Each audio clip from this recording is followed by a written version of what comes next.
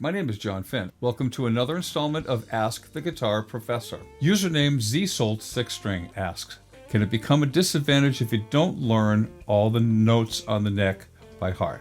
When I'm improvising, try not to think at all. I try to just think about the story that's being told and try to find the music that best creates the feeling that I'm trying to convey. I'm trying to hear the melodies in my head and trying to find them on the instrument. And I'm not really consciously thinking about the notes, but I also like knowing the notes on the fretboard. There are so many things that it gives you that I think are advantages. I don't think that not knowing the notes is really a deal breaker. I think you can still play. The deeper you dive into it, the more you learn, the better you're going to get it. Up next, Ace DV asks, I am interested in fretboard visualization. What certain strategies or systems can you recommend a beginner to start with? A common approach to fretboard visualization is what we call the cage system. So the cage system is basically when it's kind of an acronym, and it refers to the forms for a C chord,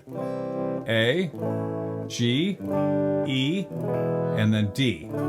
And what you do with the cage system is you connect all of those shapes using bar chord versions of each chord fingering and put them all in the same key. That is a good way to sort of connect all those same voicings up and down the neck. Another thing that I would recommend doing is associating each chord form with a scale fingering that's approximately in the same area. Also pentatonics, both major pentatonic and minor pentatonic. Do them in several keys and just work on learning how they connect up and down the fretboard. I did that years ago with an approach that I use for pentatonics that transformed how I play. So really great question. I hope that helps. Up next, username Pentapita asks, when soloing, what can I practice to be able to move smoothly in and out of the pocket at will? I try not to ever deliberately leave the pocket. My thought process is more tighter to the grid and less tight to the grid. Now,